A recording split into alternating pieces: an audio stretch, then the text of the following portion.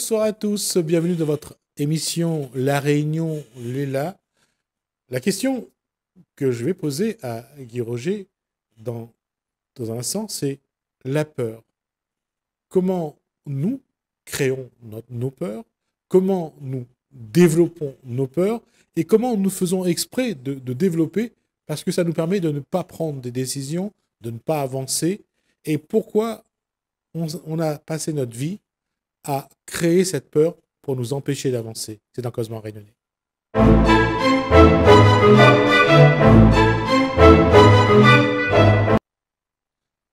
Merci Lélène. Effectivement, c'est en zone libre. Et bonsoir Guy Roger. Bonsoir Gismi. Autant que je l'avais écrit et je ne l'ai même pas lu. La question c'est, la peur, c'est un élément, c'est un concept qui n'existe pas normalement si on ne le sait pas. On ne connaît pas la peur, c'est quelque chose de naturel. Mais après, on a peur de l'orage, on a peur du mauvais temps, on a peur du noir, on a peur de ne pas avoir à manger, on a peur de ne pas être à la hauteur. Si on regarde le concept de la peur, si on regarde sa définition, en fait, c'est nous qui la créons à chaque fois. C'est ça. On crée cette peur parce que nous avons cette notion de ce que sera demain. Et quand on sait qu'il y a un demain, alors automatiquement, il y a des pensées qui convergent aussi dans nos esprits. Et ces pensées créent l'appréhension, créent tout ce qu'on a peur d'avoir peur. Parce que ce qu'on craint, c'est de ne pas exister. On n'a pas seulement peur d'avoir peur. Quand on regarde les jeunes qui regardent les films d'horreur, quand on regarde les gens qui regardent les films d'horreur, parce qu'ils ont envie de se faire peur. Certes, mais ils ont déjà cette notion de ce que la peur est. Donc, la peur, c'est quelque chose que tu mets en place parce que tu ne veux pas que quelque chose t'arrive. Donc, c'est quelque chose, c'est une émotion qui vient là parce que tu résistes à la réalité. La réalité, elle est toujours là, elle. C'est-à-dire qu'il y a zéro peur. Mais tu ne vois pas la réalité comme elle est. Tu vois ce que tu as peur qui t'arrive. Et comme tu as peur que quelque chose t'arrive, que quelque chose t'anéantisse, alors tout ça, ça devient quelque chose de vrai dans ta vie. Quand on parle de la peur de faire un accident, la peur de se blesser, la peur de mourir, cette peur-là, elle a des conséquences dramatiques généralement. Mais la peur, par exemple, quand on fait un dessin, de ne pas réussir le dessin, quand on fait un carré, de ne pas réussir le carré, quand on invite quelqu'un à danser sur la piste et qu'il y a un Sega et qu'on n'arrive pas à bien danser le Sega. On a ces appréhensions-là. On appelle ça aussi des peurs. Oui, d'accord ? Mais ce que j'essaye de parler, c'est de la graduation de la peur. Oui. Et qu'est-ce qui fait que, malgré tout, la peur de parler, par exemple, je dirais, de ne pas pouvoir acheter le dernier DVD de son chanteur ou sa chanteuse, entre ça et la peur de vivre une catastrophe, pourquoi on ne fait pas la différence ? Gismi, tu vois, ce que tu dis là est très fondamental. Parce que là, il faut aller comprendre vraiment ce qu'est vivre pour pouvoir comprendre nos peurs. Parce qu'aujourd'hui, dans ce monde, on te demande de vivre d'une certaine manière. Tu as été formaté, on t'a dit fais ça, ça et ça, et il y aura quelque chose que tu pourras garder. Tu dois réussir, tu dois faire ça pour être renommé, pour être reconnu, et comme ça, tout le monde t'applaudira.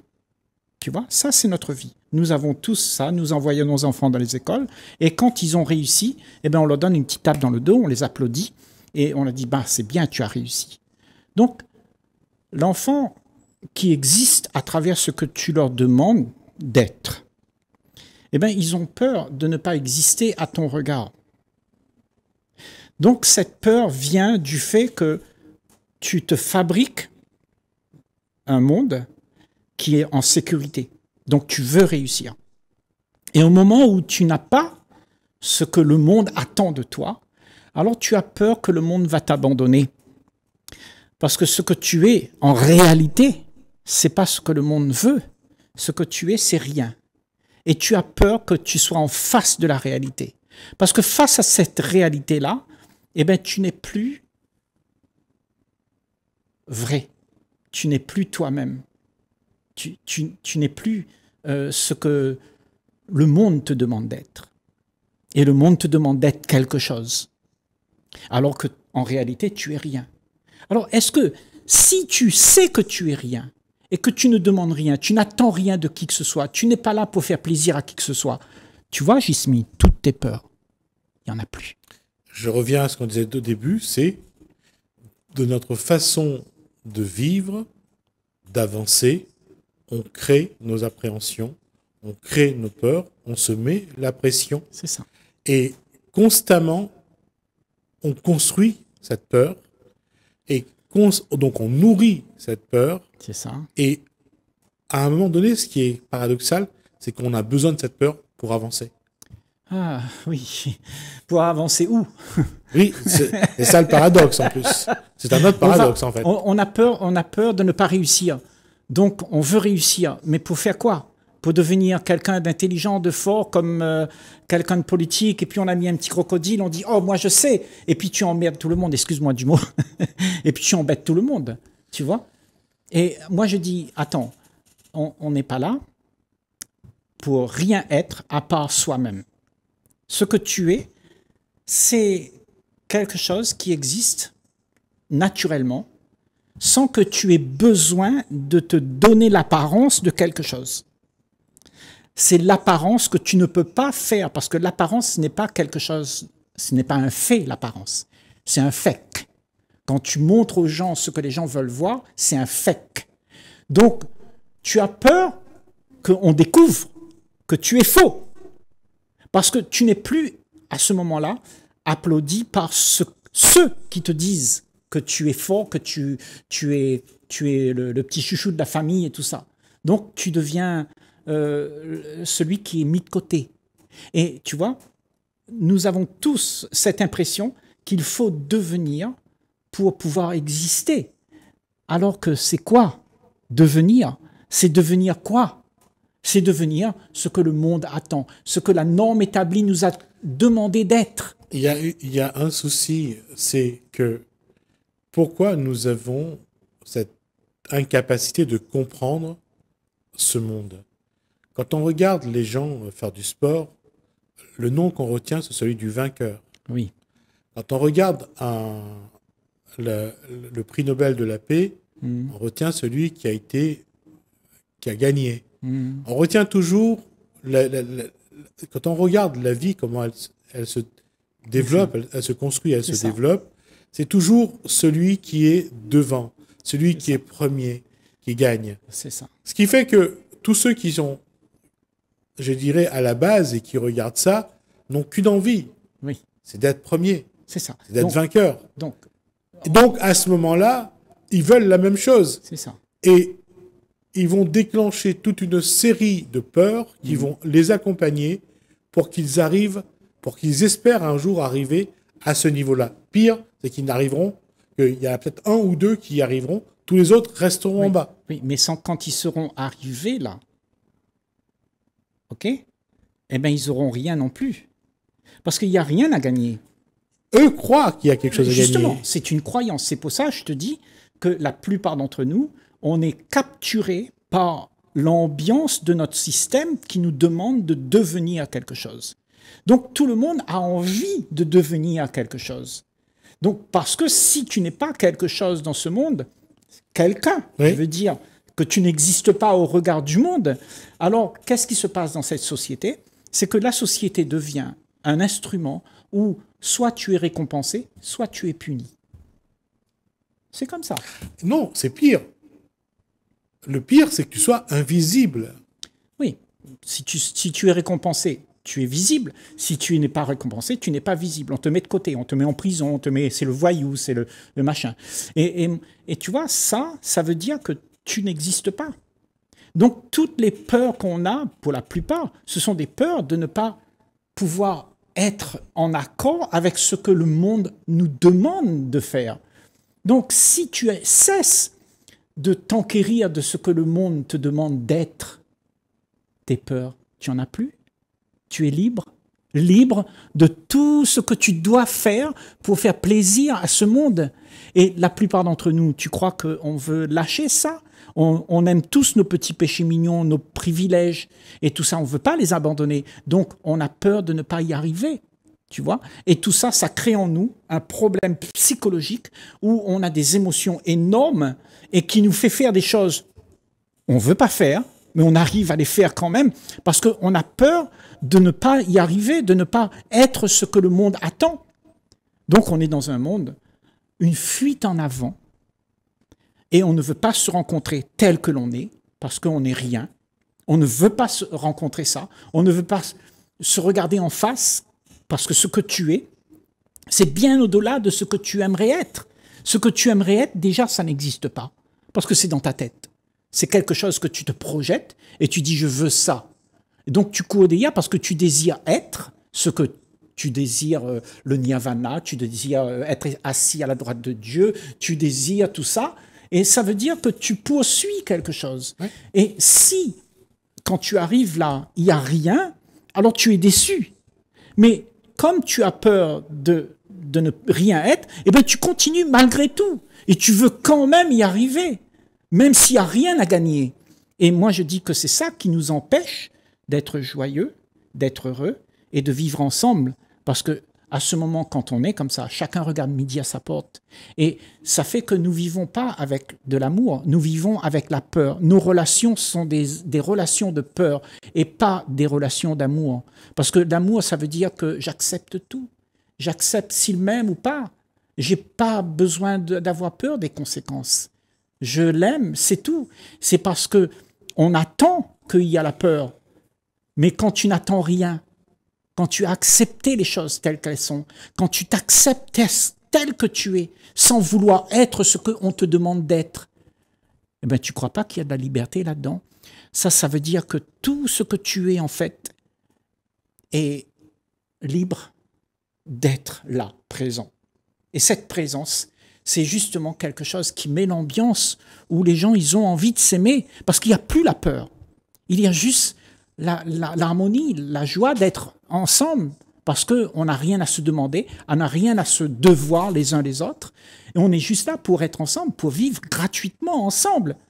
Mais à ce moment-là, si je veux quelque chose de toi, bien sûr, il y aura la peur, parce que tu vas me dire, oui, mais je te donne, mais à condition que... Et moi, je veux absolument cette sécurité. Donc, tu vois, toute l'ignorance de ce que nous sommes, c'est-à-dire ce rien que nous sommes, nous voulons être quelque chose, ne nous permet pas d'être libres et en paix. Donc la paix, ça vient d'un esprit libre de tout ce que tu aimerais gagner pour pouvoir te sentir en sécurité. Autrement, tu auras peur. Donc on revient bien, on est bien sur cette posture, c'est-à-dire que les objectifs qu'on se fixe, parfois des objectifs qui ne sont pas, je dirais, d'une grande valeur, ça génère des comportements et de la peur. Ça a déjà des comportements médiocres, puisque tu imposes, tu deviens arrogant, parce que tu veux absolument avoir la sécurité que l'autre te propose, son amour, tout ce qui va avec la relation. Donc tu imposes à l'autre de te donner ce que tu veux, l'énergie que tu as besoin pour pouvoir exister. Tu existes à travers l'autre. Donc, si tu n'as pas ça, eh ben, ça crée beaucoup de problèmes dans nos relations. Et c'est pour ça que la jalousie, d'après toi, c'est quoi? Quand on est jaloux, ça veut dire que tu attends que cette chose que j'ai là, qu'elle me soit pérenne, qu'elle soit à moi. C'est ma propriété, ça. Cette femme, c'est à moi, ma femme. Et on dit ça pour beaucoup de choses dans le monde. Ça, c'est mon argent, ça, c'est mon école, ça, c'est mon pays. Parce que tu t'identifies à tout ça. Et parce que tu t'identifies à tout ça, eh ben, tu as peur de réaliser que finalement, il n'y a rien.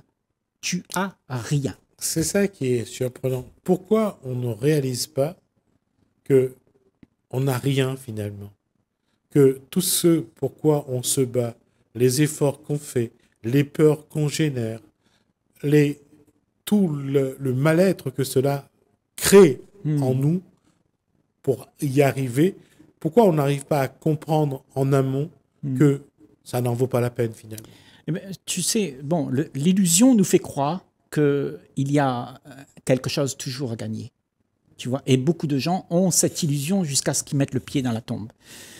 Mais il y a aussi beaucoup de gens qui réalisent, quand on parle là ensemble, il y a beaucoup de gens qui réalisent en fait que ce qu'on leur propose finalement n'a rien d'extraordinaire. C'est juste un paquet de problèmes qu'on te propose. La société te propose un paquet de problèmes, mon gars. Parce que tu dois aller travailler, tu dois faire ci, tu dois faire ça, et pour pouvoir continuer à alimenter cette sécurité que tu penses gagner. Donc ta voiture, ta belle maison, tout ça. Et juste pour... parce que l'idée m'est venue là. On parle de la belle voiture. On a 50 choses à faire dans la journée. On prend sa voiture. On fonce pour aller tel endroit. On fonce pour aller à l'autre endroit. On n'a même pas le temps de voir le temps passer, justement. Et on est toujours le pied au plancher et on fonce. Ben, c'est les conséquences. Et avec toutes les conséquences qui y sont liées. Oui, c'est les conséquences de la peur qui te fait faire ça. Parce que tu es toujours en train de t'activer pour pouvoir garder tout ce que tu penses être la sécurité pour toi. Ouais. Donc tu penses que si tu prends ta voiture, tu vas pouvoir faire le tour de l'île, tu es heureux, tu es ceci et cela, tu fais tes courses et tout ça, il n'y a pas de problème en fait, tu vois. Donc tout va bien, il n'y a pas un couac là. Donc tu veux que tout ça continue. Et la peur, c'est que ça s'arrête. C'est que ça s'arrête. Et tout ça, ce sont des peurs. La peur d'une situation que tu ne veux pas accepter. Et ça fait que tu vis ta vie avec un tas d'émotions qui fait que tu n'arrives pas non plus à vivre ta vie.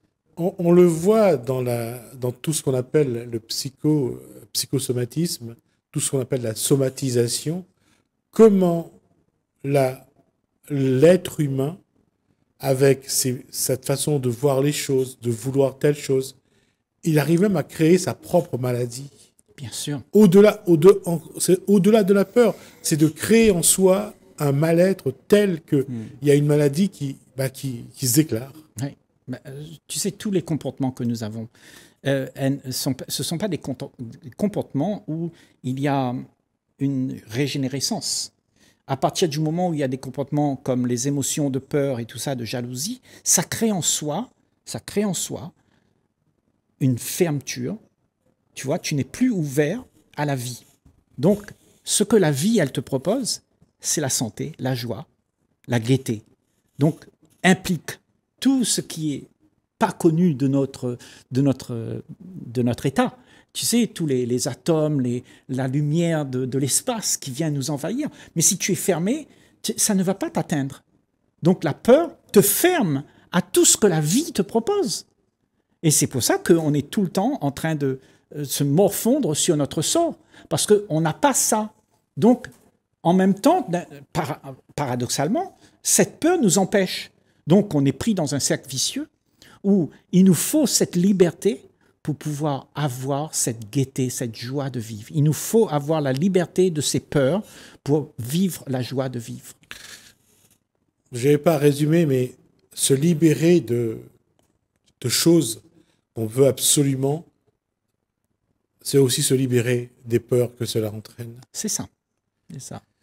Quand il n'y a plus d'attente, Chismi, oui. Hein, eh ben, il n'y a plus rien d'important. Tout est OK.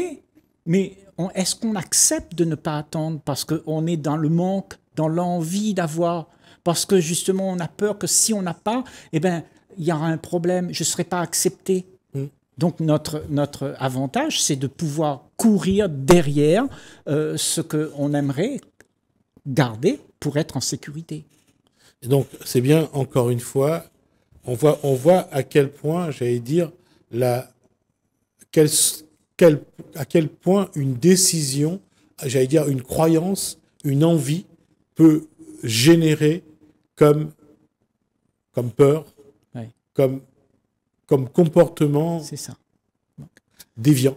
Tu vois, tu as bien posé le doigt sur le chose, là, c'est-à-dire que nos désirs sont convoyeurs de nos peurs. Ok? À partir du moment où tu désires quelque chose, tu as peur de ne pas y arriver. Au bout de tout ça, il faut qu'il y ait quelque chose qui se passe. Autrement, eh ben, si ça n'arrive pas, alors ça enclenche toute une émotion de peur parce que tu n'es pas rempli, tu n'es pas satisfaite.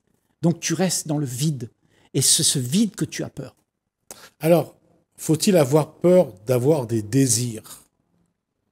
On posera la question la prochaine fois et on verra si vivre avec des désirs ou sans désir, avec la peur ou sans peur, est-ce que c'est vivre finalement? On se posera la question la semaine prochaine. Merci Guy Roger. Merci à vous de nous avoir suivis. Merci Alain, merci François. Je vous dis à bientôt.